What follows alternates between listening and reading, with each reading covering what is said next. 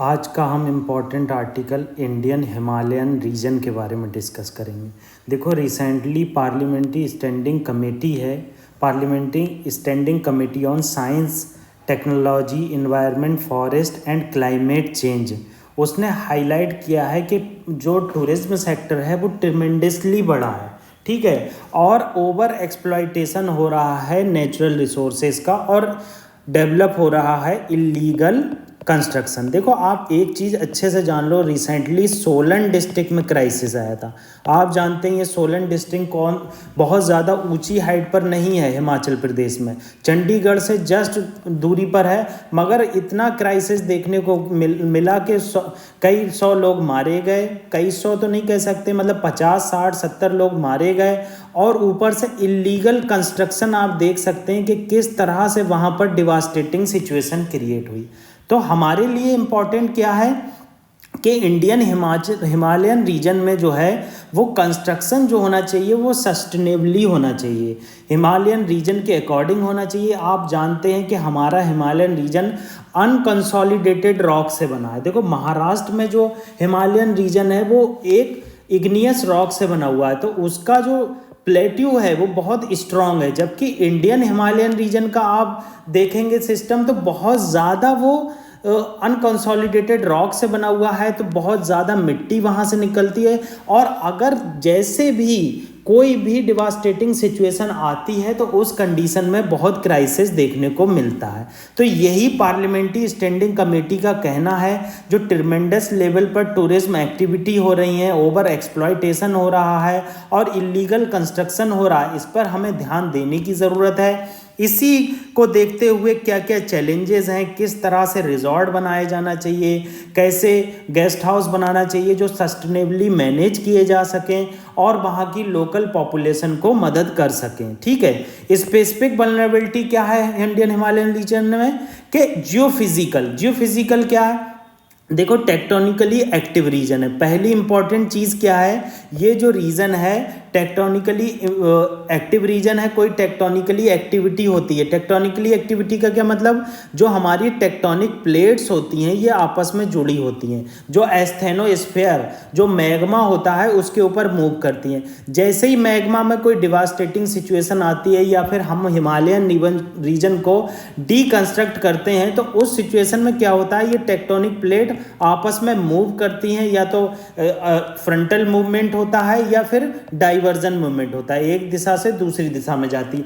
तो इस कंडीशन में क्या होता है, आपको देखने को मिलेगा कि बहुत ज़्यादा डिवास्टेटिंग सिचुएशन बन जाती है और बहुत क्राइसिस और लोगों की जान जाती है। तो यही चीज़ यहाँ बताई गई है। जो फिजिकल वल्नरेबिलिटी क्या है, अनकंसोलिडेटेड और सेमी कंसोलिडेटेड डिपॉजिट है। इसका मतलब ये हुआ, अनकंसोलिडेटेड का मतलब कि ये रॉक से बना हुआ नहीं है, कि पत्थरों से बना हुआ नहीं है जो वहाँ पर रुक जाए, इग्नियस रॉक से बना हुआ नहीं है, ये हमारा सीस्मिकली एक्टिव जोन है और बहुत ज़्यादा यहाँ पर मिट्टी वगैरह मिलती है, तो इस सिचुएशन में इसको बहुत ज़्यादा नुकसान होता है। अनकटिंग मतलब रिवर जो है वो अंडर कटिंग करती है। मान लो ये हिमालयन रीजन है और यहाँ से रिवर आ रही है, तो ये अंडर कटिंग करती हुई जा रही है, तो अगर जरा सी भी डिवास्टेटिंग सिचुएशन होगी तो ये पूरा का पूरा पहाड़ नीचे गिर जाएगा। तो अंडर कटिंग रिवर जैसे अलकनंदा, भागीरथी, मंदाकिनी, गंगा, ये सब देखने को मिलती हैं। और percolation of water due to rain बहुत ज़्यादा होती है। तो इस हिमालयन रीजन में वल्नरेबिलिटी का one of the main reason क्या है, पर्कुलेशन ऑफ वाटर। मैंने बताया कि कैसे हिमालयन रीजन में अंदर की तरफ वाटर जाता है। सोशियो इकोनॉमिक कंडीशन क्या है, वल्नरेबिलिटी का अदर इंपॉर्टेंट रीजन क्या है कि सोशियो इकोनॉमिक एक कंडीशन ऐसी डेवलप हो गई है कि एग्रीकल्चर के लिए डिफॉरेस्टेशन किया जा रहा है। देखो, इसमें आपको ये चीज़ समझ में आना चाहिए कि किस तरह से डिफॉरेस्टेशन किया जाता है। मान लो ये हिमालयन रीजन है और इसमें डिफॉरेस्टेशन करके एग्रीकल्चर उगाई जाती है, तो जो ये पेड़ होते हैं ये जड़ों को अच्छे से, इनकी जड़ें जो होती हैं अच्छे से मिट्टी को पकड़े रहती हैं। अब जब आप फॉरेस्ट काट दोगे, उसमें खेती करोगे, तो खेती की जड़ें इतनी मजबूत नहीं होती हैं जो हमारे हिमालयन रीजन को पकड़ कर रखें। तो one of the main reason क्या होता है कि आप फॉरेस्ट को कट मत करिए। डिफॉरेस्टेशन की वजह से क्या होता है कि यहाँ की जो अनकंसोलिडेटेड रॉक्स हैं वो आपस में टकराकर गिरने लगती हैं।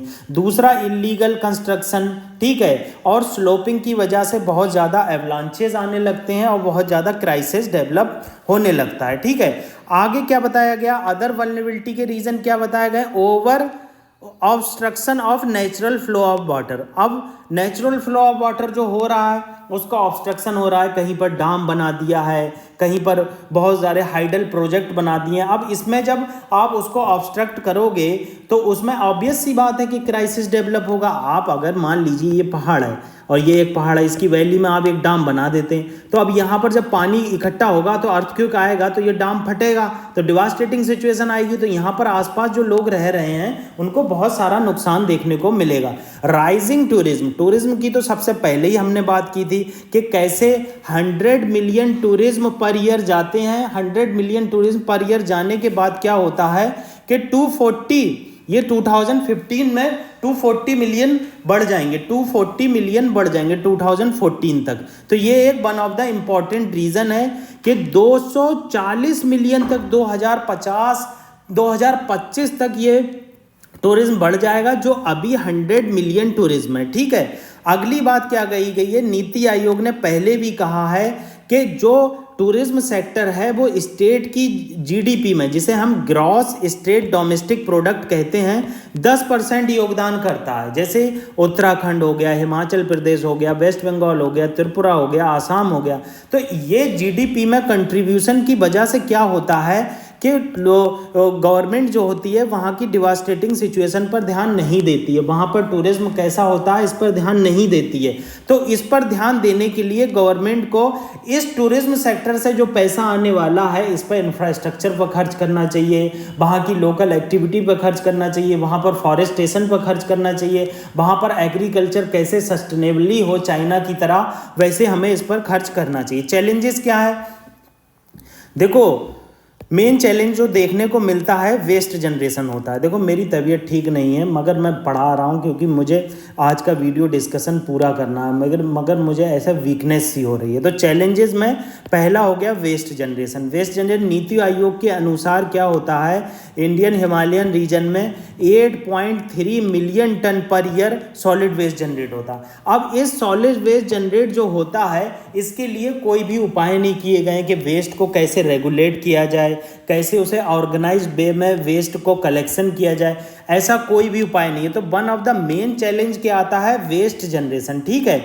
फॉरेस्ट एंड बायोडाइवर्सिटी, अब challenges forest and biodiversity challenge क्या है कि आप फॉरेस्ट और बायोडाइवर्सिटी को लॉस पहुंचा रहे हो, नया फॉरेस्टेशन कर नहीं रहे हो, डिफॉरेस्टेशन आप बढ़ाते जा रहे हो। तो एक चीज़ इंपॉर्टेंट चीज़ रीज़न क्या है कि आप डिफॉरेस्टेशन कम करिए और ज़्यादा से ज़्यादा फॉरेस्ट को बढ़ाइए और बायोडाइवर्सिटी को प्रोटेक्ट करिए। तो एक चैलेंज क्या है कि बायोडाइवर्सिटी लॉस हो रही है। आप जानते हैं पेट्रोल व्हीकल जाते हैं, बहुत सारी प्लांट लगाए जाते हैं, हाइडल प्रोजेक्ट लगाए जाते हैं, तो इससे बायोडाइवर्सिटी को लॉस होता है। सीजनलिटी ऑफ टूरिज्म बहुत ज़्यादा बढ़ते हैं। मैंने आपको पहले भी बताया वल्नरेबिलिटी का मेन रीज़न क्या है, टूरिज्म है। सोशो कल्चरल, अब वहाँ के कल्चर पर भी इफेक्ट पड़ता है। आप बहुत सारे बाहर के लोग वहाँ जाते हैं तो क्या होता है, कल्चर जो होता है होमोजीनियस हो जाता है, तो जो कल्चरल एक्टिविटी हैं वो डिक्लाइन हो जाती हैं, तो ट्राइबल कन्फ्लिक्ट देखने को मिलते हैं। तो सोशल इकोनॉमिक सोशल कल्चरल पर भी इफेक्ट पड़ता है। वे फॉरवर्ड क्या है, वे फॉरवर्ड में ये बताया गया है कि हम लोगों को ऐसी प्लानिंग करना चाहिए,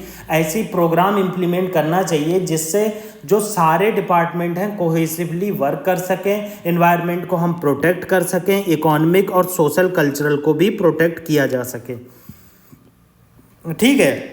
वहाँ के हेल्थ के लिए कुछ किया जा सके, ये सब चीज़ें बताई गई हैं। पॉलिसी और रेगुलेशन ऐसा होना चाहिए कि ज़ीरो वेस्ट मैनेजमेंट होना चाहिए, जैसे कि सॉलिड वेस्ट मैनेजमेंट रूल 2016 में दिया गया है कि जो लोग वेस्ट प्रोड्यूस करेंगे वही उसे रिसाइकिल करेंगे। जैसे सैमसंग की अगर कोई टीवी